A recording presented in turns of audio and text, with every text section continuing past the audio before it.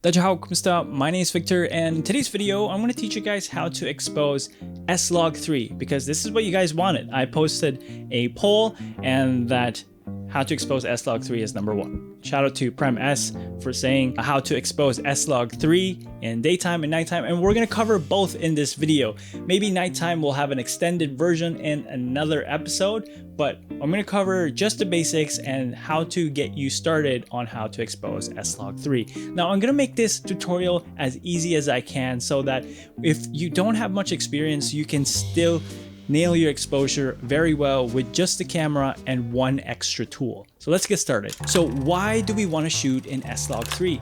It's because this is going to give you the most dynamic range out of your A7IV or A7S3 or FX3, whatever camera that you're using, and that it's going to give you the best quality image as well. Now, this requires an extra step of color grading, color correcting, and it's a whole different beast, but I'm going to show you guys the best way on how to do all of this. Okay, so now that's out of the way, let's talk about the exposure triangle.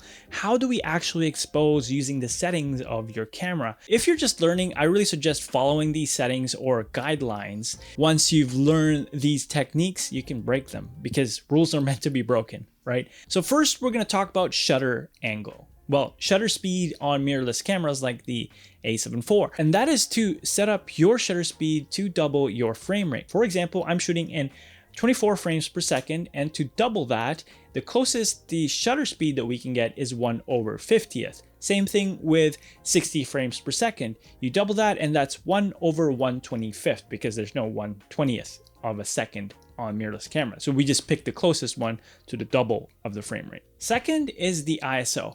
ISO, we're just gonna set in 800 or 3200 if you need more light in. I suggest sticking with these two ISOs because these are the base ISO of the A7IV and SLOG3. This is gonna give you the cleanest image, the most dynamic range out of this camera. So stick to that, and if you're in a pinch, you can also break this, but for simplicity's sake, we're just gonna keep this at 800 or 3200 if you need more light into your camera. Next up is the aperture. This is one of our controlling factors of exposing your image in SLOG3. Another controlling variable for you to use when you're exposing SLOG3 is an ND filter. So this is a solid ND filter, and that I prefer this more than VNDs because it doesn't have the cross vignetting with VNDs. But again, VNDs are also a good tool to have when you're trying to nail exposure with SLOG3,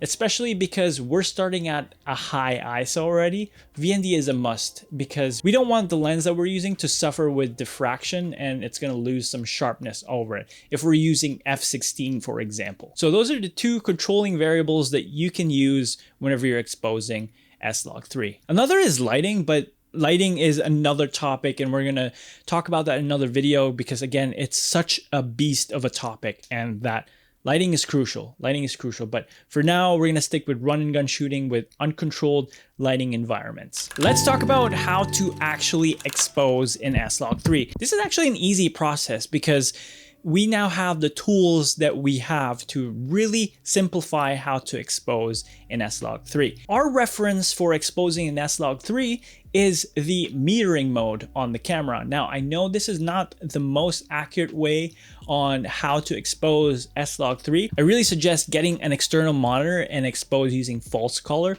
so that you can control the whole exposure of the image. But we're just talking about the camera tools and that how to nail your exposure with the in-camera metering. The general guideline is to expose your image from 0 to +1.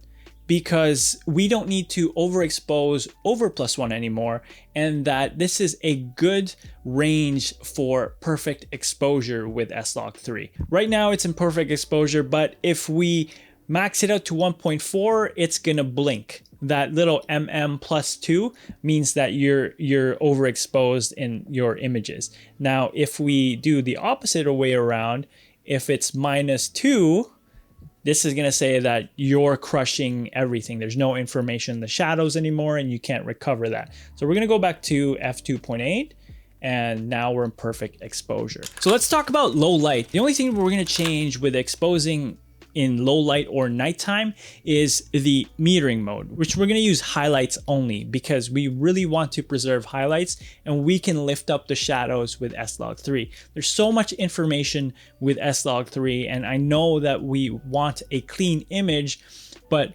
that requires in post, and especially in low light, there's a lot of uncontrolled lights, and this is how I personally have developed how to make low light footage look good even on S-Log3. Okay, so there are two tools that we need in camera to really help us expose S-Log3, and one is the gamma display assist, and I have a custom button assigned for it, and this is how it would look like if you are looking at the final image, kind of like an approximate look. This is, I think it's a conversion lot from Sony that they have it in camera, and that it looks like this, and it's amazing how you can literally see the end image already with this function, and you can just turn it on and off as easy as that. And the second tool that we can use in camera is zebras. So I have it on a custom button again. So if we look at the screen right now, no zebras are showing up. I set the zebras to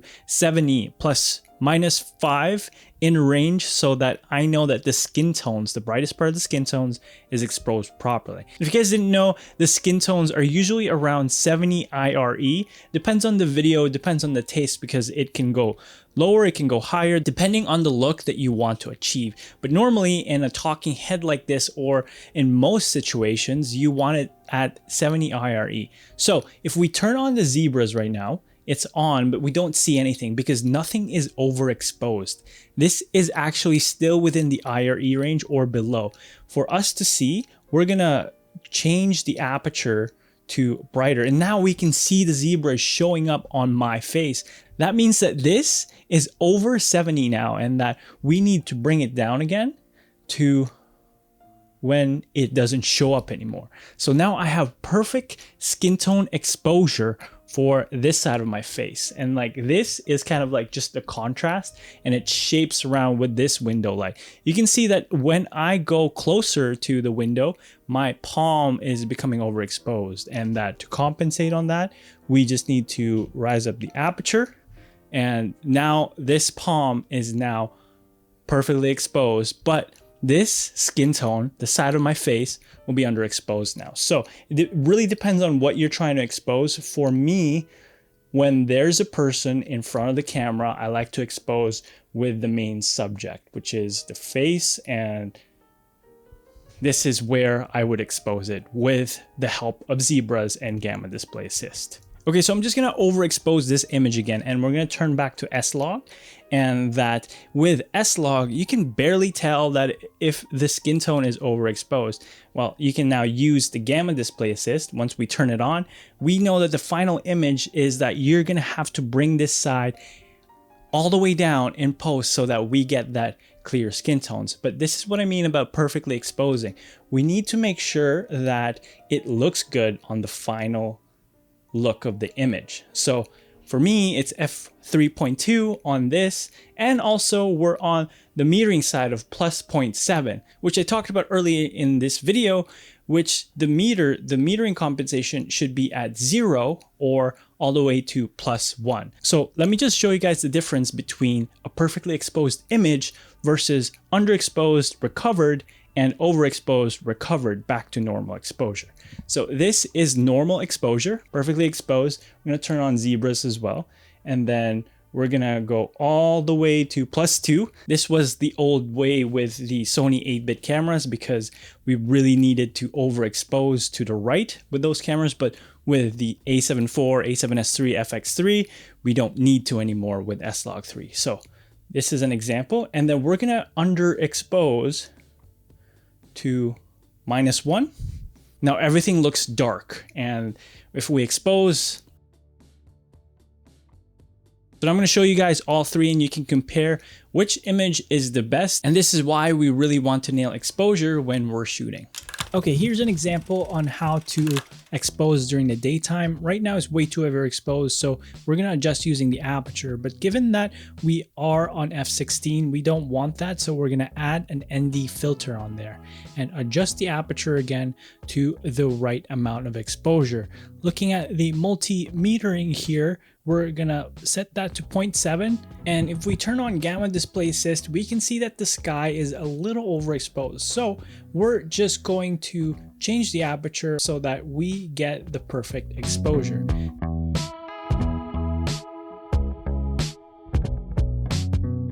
Let's look at low light on how I expose it. Right now, we're gonna change the metering mode to highlights only, and this is going to really look at the lights on here.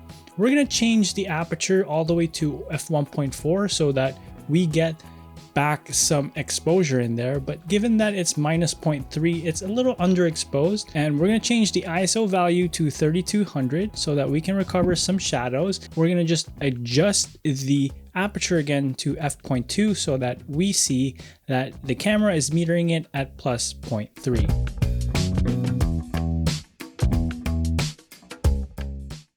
And here's the winner from the last week's giveaway for the SLOG3 LUT pack. Aaron, congratulations. Just email me here and I will give you your LUT pack. I'm giving away one copy of this LUT pack every week to one lucky winner. All you have to do to win is to comment down below, have you used SLOG3 before and what was your experience with it? And if you do want this LUT pack now, it's available in the link down below. And at 10,000 subscribers, we are giving away a free camera. If you do want to learn how I color grade my videos, it's going to be in the video right here. Till then, I'll see you guys in the next video.